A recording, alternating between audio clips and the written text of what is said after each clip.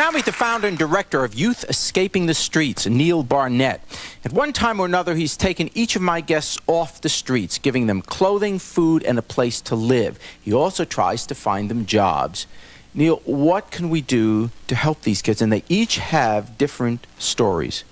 Okay. What can we do to help? Well, with all due respect, Jerry, I couldn't help hearing some of the conversation just before while I was waiting outside. Is never ever put anything in the negative. Never ever say to somebody, you did something bad and you should not do this. And you always say what you can do in the positive. It's very bad to say, you're mugging somebody, you're bad. No, maybe you can say, it's terrible, it's bad that he's out there on the street, that he doesn't have a way to live. That's what's bad. Let me, I understand that. And I want to join the crowd. Well, I do understand what you're saying. I'm not totally certain I agree. It sounds really nice. I mean, you're a bad person, there's lots of applause, you shouldn't do that, lots of applause, yeah. But how did he get there? You see, first, one thing I want to tell you about Chap is that he has a younger brother and a younger sister. He's been like their father. But if you just keep telling him that everything he's doing is right now he's going to love you. But I'll tell you what, when he's 30 years old, he's going to say, why didn't anybody say, I ought to be in school? I ought to be in school. I got to be in school. I got to get that degree. I got to try and make something of myself. You think that I like to rob and steal and cheat? You think I like it, man? No. That's ridiculous, man. Because you know what? I mean, that's just stupid. Just a quick comment. You know, Chap, you said you've been in juvenile hall before. You know, the next step after that, you're 16 now. In most of the states, you can be prosecuted as an adult. Well, then you're going to get your chance to have somebody remind you when to get up, when to eat, when to shower, when to go to bed. And, you know, Christina's boyfriend's getting that great experience right now. Is that what you're looking for? Do you understand? Looking for is his next meal, man. That's right. Yeah. Man, if I sat around and asked for everybody in this room's pity, what do you think I would get? Nothing, man. You know what? Man, I don't want your pity, though. I don't want your pity. I don't want none of your pity, because I don't care, man. What should we do, then? What should we do? I don't want your pity, man. Neil, help. Okay, Neil, you help now. The way the systems are set up, for instance, the state of Illinois or the state of California cannot be dad or mom.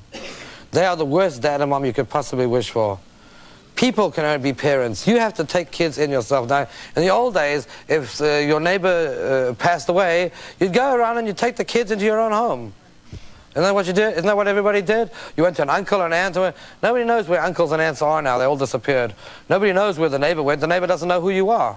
And that's what happened. People are parents, not the state of California, not some organization, not Youth Escaping the Streets. You can't be people. You just have to always be there, and people have to get out and do something themselves. What people don't understand is, you know, people can take me in, but eventually they'll just give me the boot because they can't pay for it.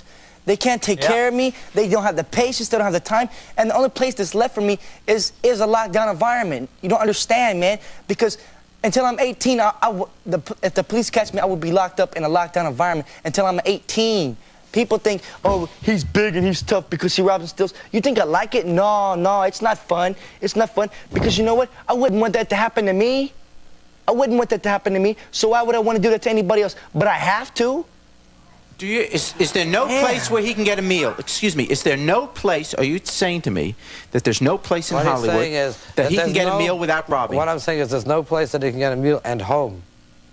He can go and get a meal. I don't know if he wants a piece of green bread with green bologna and hot chocolate. There are places. Copenhagen. Okay. Yeah, there are places, but they're organizations, and they're strapped for money, just like everyone else. I mean, after a while, the volume of kids becomes so great that the counselors start dealing with the kids like numbers. That chick back there, she was saying that that's the problem. He doesn't care.